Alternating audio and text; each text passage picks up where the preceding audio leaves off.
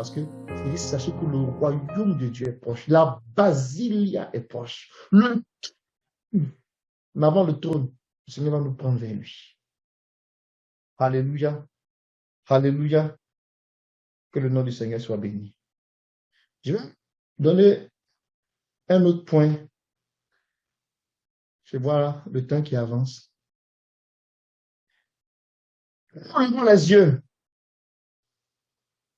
Quand nous nous redressons, que nous levons les yeux. Nous voyons cette rédemption-là qui arrive. La délivrance de notre corps. Alléluia. La délivrance de notre corps.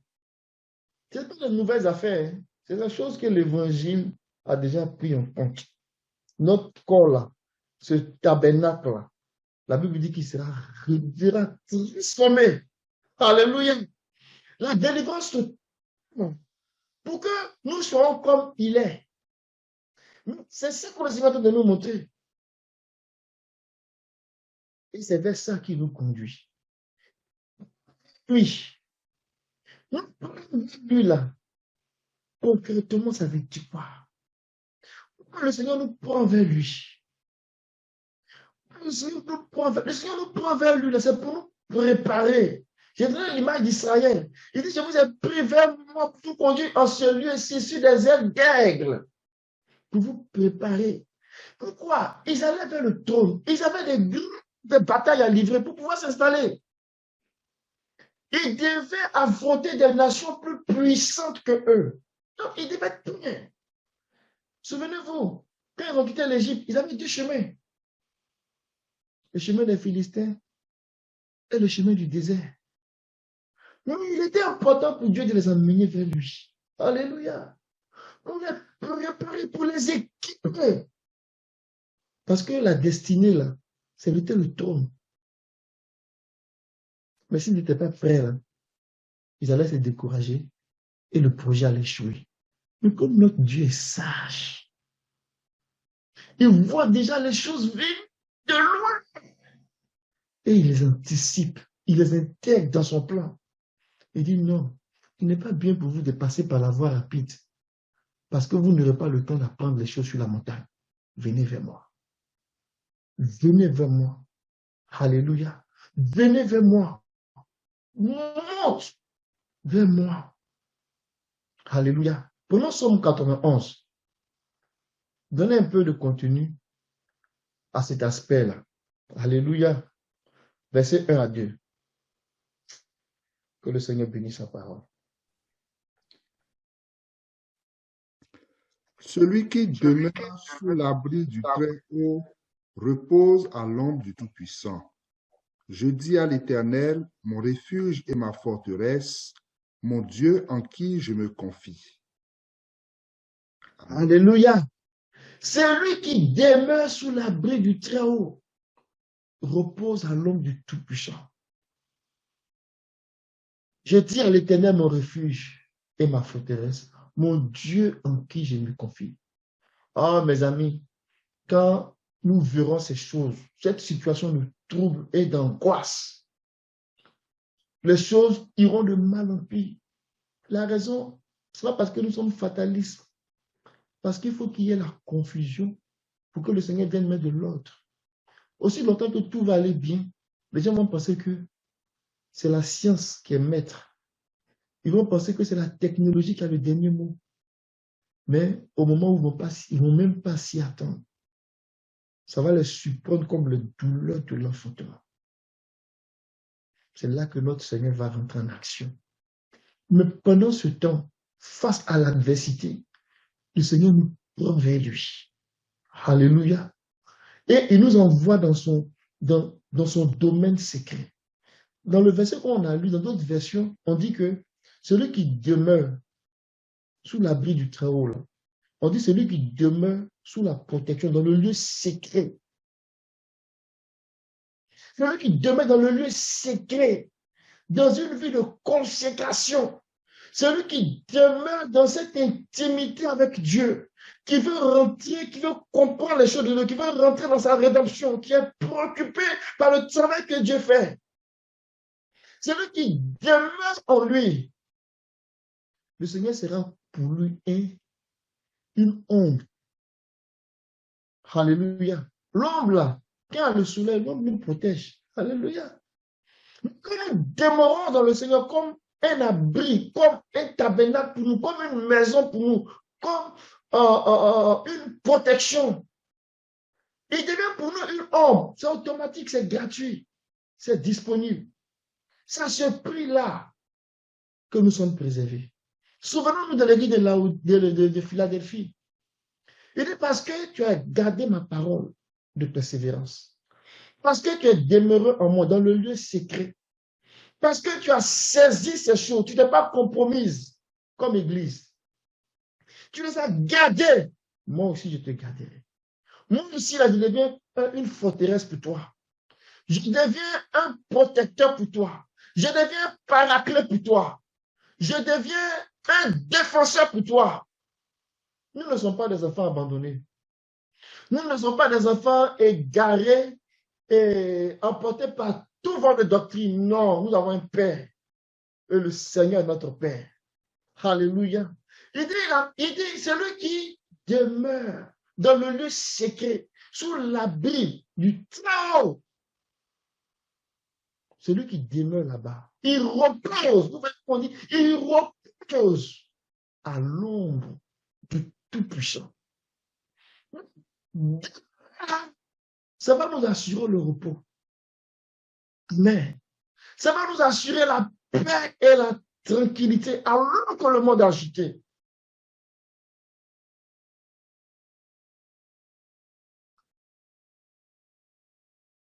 Si nous n'avons pas cette intelligence-là de nous cacher dans le Seigneur, il est impossible de se soustraire de ce dragon qui devient tout rouge. Il devient un dragon fou. Parce qu'il est là, il ne vient pas pour s'amuser. Il vient pour voler notre Père. Il vient pour égorger, comme il a égorgé les fils du roi et les chefs de Juda. Il vient pour détruire tout sur son passage. C'est ça que le méchant vient faire. Et nous bénissons le Seigneur qui nous élève en cette heure. Nous bénissons le Seigneur qui nous lance cet appel, qui nous donne des instructions précises. Redressez-vous, levez vos têtes. Vous allez voir que votre rédemption arrive. Alors que nous voyons ça, nous devons comprendre, interpréter le message du Seigneur qui est monte vers moi, qui est enlève-moi vers toi, Seigneur. C'est une prière que nous faisons à Dieu. C'est une prière que nous faisons ces choses-là. Nous devons faire cette prière-là. Enlève-moi, Seigneur. Enlève-moi, Seigneur. Enlève-moi, Seigneur. On n'a pas entendu Dieu de nous faire, de nous tuer. C'est pas ça qu'on est en train de dire. On n'a pas dit au Seigneur qu'il y a trop de choses ici. On va pas mourir puis ça va finir. Non. Enlevez là. On est vivant. Alléluia. Enlève-nous, Seigneur, vers toi. Va nous cacher en toi. On veut demeurer à l'abri du Très-Haut. On veut repousser ton nom. Alors que c'est un peuple de s'agiter autour de nous. On est serré. On demeure à l'abri du Très-Haut. On repose à l'ombre du Tout-Puissant. Mes amis, quand on dit ces choses, ce n'est pas seulement des versets qu'on est en train d'aligner. Des choses sont en train de se passer dans le monde. Des choses terribles sont en train de se passer dans le monde. Je vais terminer sur ce bout-là, mais je vais revenir là-dessus à d'autres occasions. Allons-y dans Ésaïe 25. Alléluia. Que le Seigneur bénisse sa parole. Alléluia. Il y a des choses terribles qui se passent. Je vous dis des choses terribles qui se passent. Le diable est déchaîné. Mais nous avons la victoire au nom de Jésus. Nous avons la victoire au nom de Jésus. Vous vous souvenez que dans Apocalypse 12, quand le Seigneur a commencé à nous élever pour nous préparer, la bataille qui s'est engagée, on a vu comment l'ennemi était précipité. Il a commencé à prendre ses positions. Il était précipité et il continue à tomber. Il perd le ciel, il tombe sur la terre, il vit dans la mer, il est dans l'abîme jusqu'à la perdition. Parce que ça a été déclenché, ça en est fini pour lui. Son heure comptait. Son heure comptait. Et nous bénissons le Seigneur qui nous, pendant ce temps, il continue de nous élever jusqu'au tour. Alléluia. Et le Seigneur dit de tenter de faire quelque chose. Dans Ésaïe 25, le verset 6 au verset 8. L'Éternel des armées prépare à tous les peuples sur cette montagne un festin de mets succulents, un festin de vin Alléluia. vieux, de mets succulents Gloire à toi, Jésus. de vin vieux clarifié. Et Amen. sur cette montagne, il anéantit le voile qui voile tous les peuples, la couverture qui couvre toutes les nations, il anéantit la mort pour toujours. Le Seigneur l'Éternel essuie les larmes de tous les visages, il fait disparaître de la terre l'opprobre de son peuple, car l'Éternel a parlé. Amen. Pour les étudiants de la Bible, quand on lit un passage, on peut voir deux dimensions. La dimension où on prend la vérité qui est dans le verset et on le prend aussi dans son contexte. Amen. Donc, on a la foule, on a la plénitude de la compréhension du passage. C'est-à-dire, on prend la vérité qui est dedans et on le prend dans son contexte. Mais des fois, comme Dieu travaille dans le temps, la vérité qui sort peut être utile à tous les âges. Donc, dans un passage donné, même si on n'est pas dans le contexte totalement, on peut aller saisir la vérité qui est là-dedans pour nous. C'est ça qui fait que toutes les Écritures nous appartiennent, dans le sens que tout est pour nous. Alléluia. Et on peut l'appliquer à nos vies. Ce qui s'est passé ici, là, on est d'une montagne. C'est la montagne de Sion. On a dit que la montagne de la maison du Seigneur, Ésaïe, c'est lui-même qui dit ça, sera au-dessus de toute la montagne. Dans le royaume, dans le langage de la prophétie, là, quand on parle de montagne, on parle aussi du royaume. On parle aussi d'une domination, d'une élévation, d'une sphère élevée. Et le Seigneur dit ici qu'il est en train de préparer. Il prépare un grand festin sur cette montagne-là. Alléluia. Un grand festin, un banquet. Alléluia. Dans le contexte ici, là, quand on le regarde au verset 8, le contexte de ce verset, de cette prophétie d'Ésaïe, là, le Seigneur est en train de préparer quelque chose pour nous délivrer totalement de la mort. Mais je vais ramener ce passage-là à notre contexte aujourd'hui. Donc, je vais aller chercher la vérité qui est là-dedans, mais pas le contexte d'Ésaïe même dans sa plénitude. Vous me comprenez?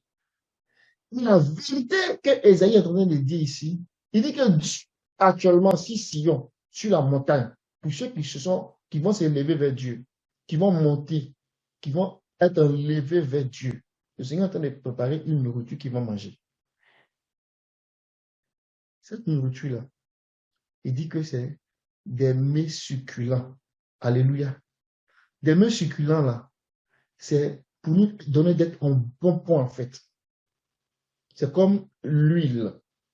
Donc, ça vient la puissance, la force, la dynamie, les osia. Des nourritures, c'est vitamine de puissance pour dynamiter les œuvres des ténèbres au nom de Jésus. C'est ça que Dieu est en train de faire. Alléluia. Des vins vieux, des boissons qui sont capables, on va revenir là-dessus, on va regarder les strong, qui sont capables de nous donner, de faire attention. C'est-à-dire que c'est comme si on est tellement allumé là, les choses ne se passent pas comme ça, on est allumé, puis on comprend, on a une lecture fine. Notre esprit est aiguisé. Donc la nourriture qu'on mange là nous donne un discernement parfait. Mais il faut se rendre sur la montagne. Si tu te nourris de n'importe quoi comme nourriture, et que tu ne manges pas de la nourriture de cette montagne, de ce banquet-là, il y a des choses qui vont t'échapper. C'est pour cela qu'il est important, alors qu'on se redresse, qu'on lève la tête, qu'on comprenne que Dieu nous appelle. et que nous devons crier, Seigneur, enlève-moi vers toi, élève-moi vers ton trône, enlève-moi vers toi. Alléluia. Ensuite, on va faire la prière du trône. Mais pour cette heure-là, c'est la prière d'être enlevé vers Dieu. Il dit de mets succulents, plein de moelle. Alléluia. La moelle ici, là, ça va nous donner, c'est une sorte, bon, dans la chair, on va voir un os avec la moelle, tout ça. Ça, c'est dans la chair. Mais dans l'esprit, ici, là, le tronc de ça, là. Tu peux mettre ça, mon frère, même. Si ça, cette version-là donne ça.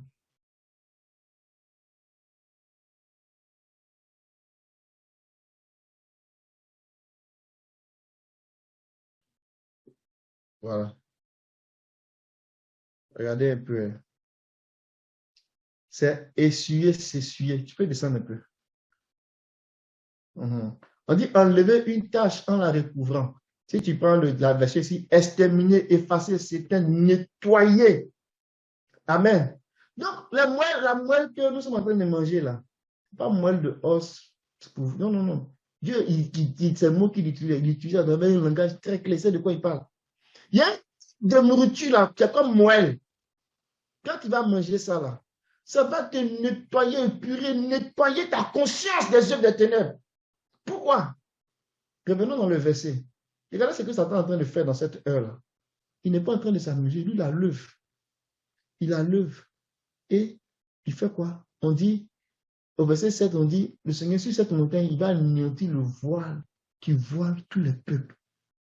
En fait, il y a une couverture qui voile, le mot voilé, le deuxième voilé là. Et il a pris pour serrer bien les gens même, comme étouffer les gens. Et la couverture qui couvre les nations là, c'est comme une boisson, une portion de sorcellerie qu'il est en train de verser sur les gens. C'est ça qu'il est en train de faire en ce moment. Pour rendre les gens incrédules même, pour que les gens maudissent le Seigneur. Pour que les gens maudissent Dieu. Et ce qui est en train de se passer ici, c'est la même chose qu'on voit dans Apocalypse 17. On se souvient qu'il est question d'une femme là-bas. Ce n'est pas n'importe quelle femme. Hein. On parle de la prostituée, la grande prostituée. On n'est pas en train de parler seulement de l'église qui était infidèle. Hein. Là où on parle d'Apocalypse 17, là, le sort de la femme là, est scellé. Parce que quand l'ange commence à dire ça, il dit, viens, je te montre le jugement. Il n'y a plus d'appel à la repentance dans Apocalypse 17. Au moment où c'était encore possible, on était dans Apocalypse 2 avec Jézabel à l'église de Thyatire. Quand on arrive dans Apocalypse 17, là, son caractère est devenu tellement laid, tellement en opposition à Dieu. C'est maintenant allié avec le monde du royaume des ténèbres. Et elle travaille maintenant au compte de la bête. Et elle pense à nourriture, empoisonner les gens. Faire des libations, des potions. Ce qu'ils font actuellement dans le monde des ténèbres, c'est grave. Ils vont voter des lois. Ils vont changer le cours de la vie, changer la chose, ils ne peuvent même plus parler. Museler la bouche. Fermer la bouche des gens, empêcher les gens même de s'exprimer. Parce que le diable sait qu'il a peur du temps. Donc, il faut qu'ils produisent tout ce qu'ils peuvent faire pour détruire le maximum. Et donc, cette couverture qui couvre les nations, là, c'est comme une boisson enivrante, terrible, empoisonnante. Si je peux dire ça comme ça, je ne sais même pas si on en a parlé français. Pour détruire les gens. Mais le Seigneur nous a promis qu'à Sion, là, la nourriture qu'il va nous donner, ça sera pour nous nettoyer, pour nous délivrer de la puissance, de l'oppression. Et quand ce passage là-bas s'accomplit dans son contexte, mes amis, nous serons délivrés de la présence du péché et de la mort. Et ça sera une certitude. Parce que c'est la bénédiction, c'est la part qui est réservée à l'Église, à la nouvelle création. Que le Seigneur bénisse sa parole. Que le Seigneur nous bénisse. Que le Seigneur nous donne de le chercher, que le Seigneur nous donne de comprendre en ce jour-là ce qui est en train de se passer. Le Seigneur nous dit que des choses vont arriver. Il aura de l'angoisse sur la terre. La peur va saisir les gens à cause des agitations de la mer, des flots de la mer. Mais ces flots eux-mêmes là, ça vient des signes qu'on voit. Ça vient des signes étonnants et des instances décisionnelles qui ne savent quoi faire. Mais devant ce chaos qui va aller grandissant, le Seigneur dit, quand ces choses arriveront, redressez-vous. Alléluia. Redressez-vous. Levez la tête. Votre rédemption est proche. Il dit non. Enlève-nous vers toi. Conduis-nous à ta montagne. Là où tu es en train de te préparer la bonne nourriture. Pour nous donner l'équipement, la force nécessaire. Parce que l'autre étape après, là, c'est le trône. C'est maintenant que nous entrons dans le lieu secret. Nous allons nous abaisser dans le tabernacle de Dieu. Habiter dans le refuge du Très-Haut. Puis nous reposer pendant que les choses sont en train d'être, j'ai envie de dire, en dégradation, perturbées, troublées, angoissées. On dort comme le petit oiseau dans la fonte du rocher. Alléluia. Et puis on attend notre rédemption. Que le Seigneur bénisse son peuple. Que le Seigneur bénisse nos cœurs. Que le Seigneur bénisse l'Église. Il bénisse l'Église de Québec, qui bénisse aussi toutes les églises dispersées qui le cherchent, dans le puissant nom de Jésus. Amen. On va prier le Seigneur. Nous bénissons le Seigneur pour ce soir et je veux vraiment rendre grâce, dire merci au Seigneur pour cette opportunité que nous avons. Comme le frère le mentionnait, le frère Memel, c'est un sujet que nous allons le regarder selon que le Seigneur va nous accorder la grâce de le regarder. Et ça fait déjà 2 séances que nous avons commencé déjà à discuter de ce sujet. Et le sujet, le titre, si je reviens sur le titre, en ce jour-là, que devons-nous faire? Ou bien, des fois j'ai dit, et en ce jour-là, que devons-nous faire? Ce qu'il faut comprendre à travers ce titre-là, parce que en ce jour-là, c'est un thème qu'on retrouve plus de 100 fois dans les Écritures et ça couvre diverses périodes ou bien divers moments. Et dans un aspect prophétique, ce n'est pas un jour de 24 heures, mais c'est un temps donné. C'est une fenêtre de temps donné. Et Dieu, dans cette fenêtre-là, fait des choses très précises. Donc, en disant en ce jour-là, c'est comme si on va chercher un peu une notion prophétique pour venir dire qu'il y a une fenêtre d'opportunité, il y a une fenêtre de temps, il y a quelque chose que Dieu est en train de faire, il y a une saison ouverte par le Seigneur, une saison de grâce que nous devons saisir. C'est comme ça qu'il faut comprendre cet aspect-là. Quand on ramène ça à notre époque, c'est-à-dire au temps de l'Église dans lequel on est, ce que nous disons, c'est que nous sommes vraiment dans la fin de la fin des temps. Et l'histoire même là nous le montre parce que ça fait plus de 2000 ans que les apôtres et les prophètes de Christ ont parlé de ça. Et nous, on peut dire que nous qui sommes parvenus à la fin des temps, il n'y a pas quelqu'un qui peut le dire plus que nous, notre génération, nous qui sommes parvenus à la fin des temps. Et nous sommes vraiment très proches. Là où le sujet devient très pertinent, c'est que il y a des paroles de l'Écriture qui ont commencé à s'accomplir avec notre temps. Ce que je vais dire, Ce n'est pas que, par exemple, une parole s'accomplit et puis on n'était pas là. Et puis on nous rapporte que ça s'accomplit. Mais de notre temps, il y a des paroles qui ont commencé à s'accomplir. Et c'est vraiment merveilleux que de participer à une époque où une parole du Seigneur s'accomplit sous nos yeux. Amen.